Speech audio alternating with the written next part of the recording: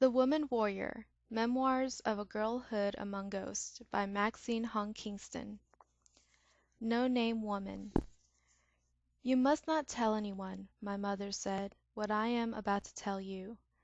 In China your father had a sister who killed herself. She jumped into the family well. We say that your father has all brothers because it is as if she had never been born.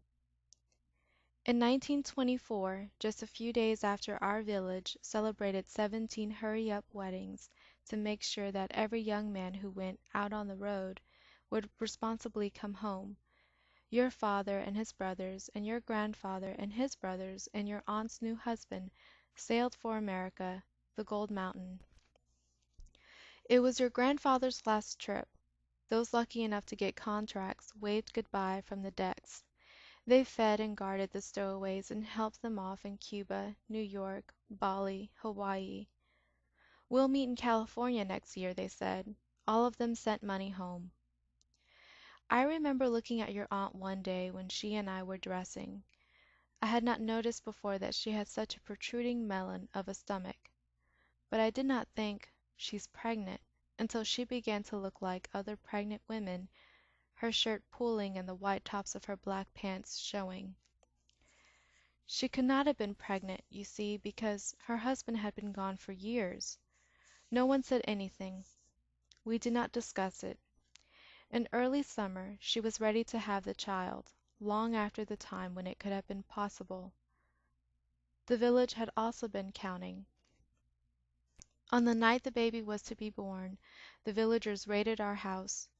Some were crying. Like the great saw, teeth strung with lights, files of people walked zigzag across our land, tearing the rice. Their lanterns doubled in the disturbed black water which drained away through the broken bunds. As the villagers closed in, we could see that some of them, probably men and women we knew well, wore white masks. The people with long hair hung it over their faces. Women with short hair made it stand up on end. Some had tied white bands around their foreheads, arms, and legs. At first they threw mud and rocks at the house. Then they threw eggs and began slaughtering our stock. We could hear the animals scream their deaths, the roosters, the pigs, a last great roar from the ox. Familiar wild heads flared in our night windows. The villagers encircled us. Some of the faces stopped to peer at us, their eyes rushing like searchlights. The hands flattened against the panes, framed heads and left red prints. The villagers broke in the front and the back doors at the same time, even though we had not locked the doors against them. Their knives dripped with the blood of our animals. They smeared blood on the doors and walls. One woman swung a chicken whose throat she had slit, splattering blood in red arcs about her. We stood together in the middle of our house, in the family hall with the pictures and tables of the ancestors around us, and looked straight ahead. At that time the house had only 2 wings. When the men came back, we would build 2 more to enclose our courtyard and a third one to begin a second courtyard. The villagers pushed through both wings, even your grandparents' rooms, to find your aunt's, which was also mine until the men returned. From this room a new wing for one of the younger families would grow. They ripped up her clothes and shoes and broke her combs, grinding them underfoot. They tore her work from the loom. They scattered the cooking fire and rolled the new weaving in it. We could hear them in the kitchen breaking our bowls and banging the pots. They overturned the great waist-high earthenware jugs. Duck eggs, pickled fruits, vegetables burst out and mixed in acrid torrents. The old woman from the next field swept a broom through the air and loosed the spirits of the broom over our heads. "Pig, ghost, pig," they sobbed and scolded while they ruined our house. When they left, they took sugar and oranges to bless themselves. They cut pieces from the dead animals. Some of them took bowls that were not broken and clothes that were not torn. Afterward, we swept up the rice and sewed it back up into sacks. But the smells from the spilled preserves lasted. Your aunt gave birth in the pigsty that night. The next morning when I went for the water, I found her and the baby plugging up the family well. Don't let your father know that I told you. He denies her. Now that you have started to menstruate, what happened to her could happen to you. Don't humiliate us. You wouldn't like to be forgotten as if you had never been born. The villagers are watchful. Whenever she had to warn us about life, my mother told stories that ran like this one, a story to grow up on. She tested our strength to establish realities. Those in the emigrant generations who could not reassert brute survival died young and far from home. Those of us in the first American generations have had to figure out how the invisible world the immigrants built around our childhoods fit in solid America. The emigrants confused the gods by diverting their curses, misleading them with crooked streets and false names.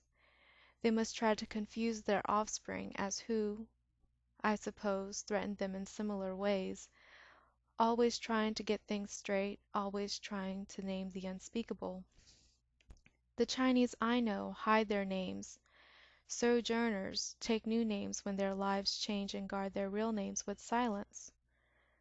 Chinese Americans, when you try to understand what things in you are Chinese, how do you separate what is peculiar to childhood, to poverty, insanities, one family, your mother who marked your growing with stories, from what is Chinese? What is Chinese tradition and what is the movies? If I want to learn what clothes my aunt wore, whether flashy or ordinary, I would have to begin, "Remember father's drowned in the well, sister?" I cannot ask that. My mother has told me once and for all the useful parts. She will add nothing unless powered by necessity, a river bank that guides her life.